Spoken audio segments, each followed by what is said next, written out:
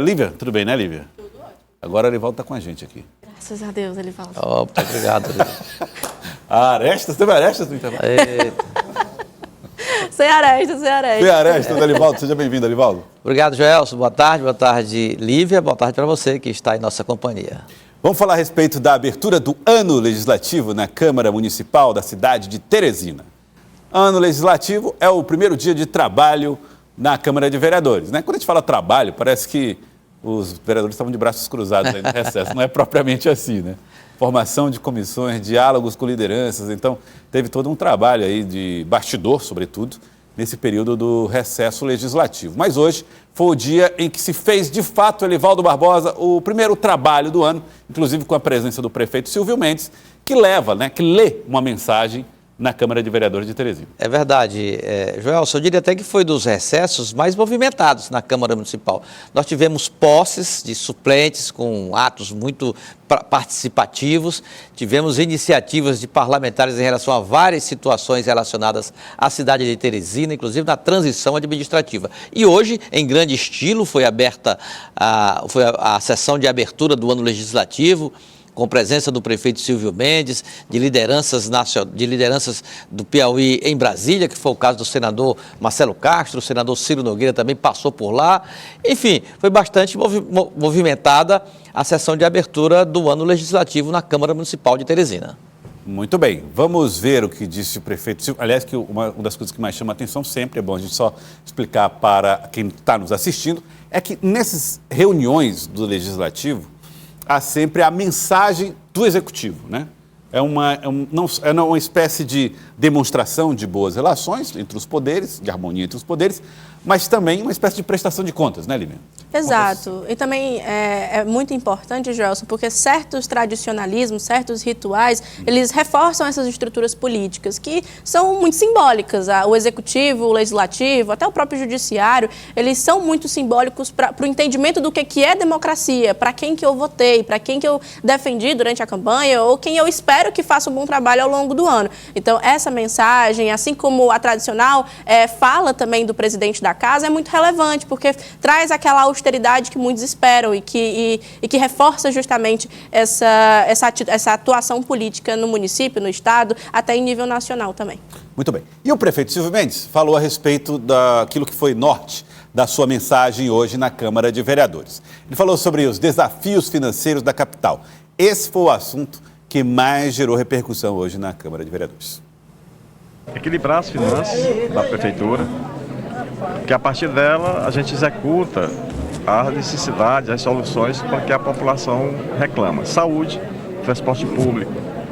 É preciso que a gente trabalhar junto com o governo do estado, a questão da segurança pública. Provavelmente nós vamos aumentar o número de guardas municipais.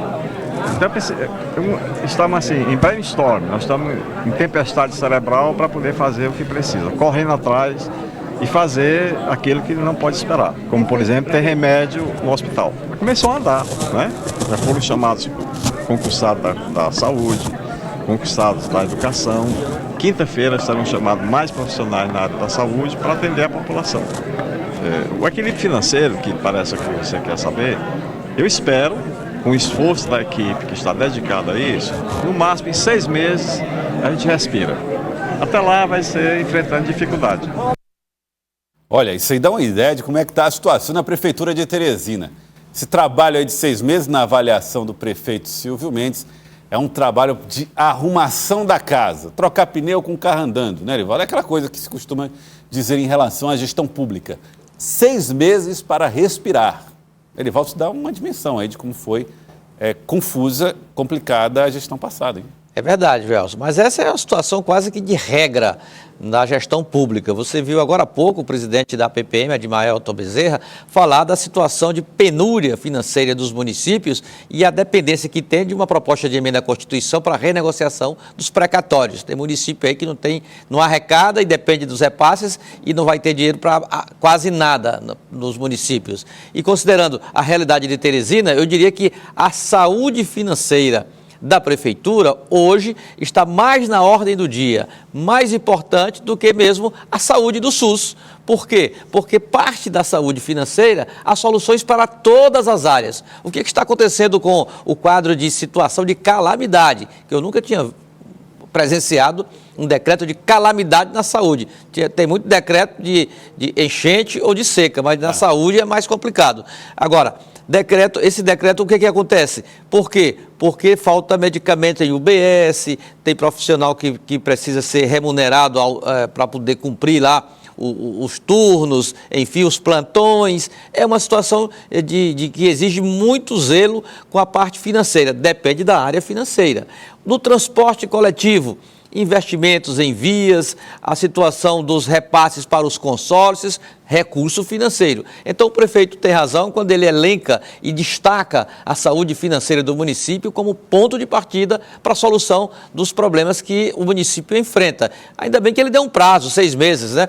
É muito tempo, claro que é um tempo razoável, mas é um tempo que a gente já tem um horizonte. 6 meses, a situação poderá caminhar para o saneamento financeiro do município. O prefeito também falou sobre a busca em soluções no transporte e falou do papel do Tribunal de Contas do Estado nessa solução. Cuidar da cidade como Teresina, suas dificuldades, seus problemas, é preciso da ajuda de todos. A pauta hoje, à tarde, com o Tribunal de Contas, com o conselheiro Melano, é sobre transporte coletivo. Mas a gente precisa discutir com todo mundo, onde puder aprender e fazer melhor, a gente erra menos. As medidas já foram tomadas, aquelas que não precisam de dinheiro. A segunda, o subsídio que foi aprovado, inclusive um acordo judicial, ele está sendo direcionado para a empresa que colocar ônibus. Quem não colocar, naturalmente, não tem direito a subsídio. O presidente Enzo está acompanhando essas discussões. Então, tudo que foi importante, a Câmara vai acompanhar.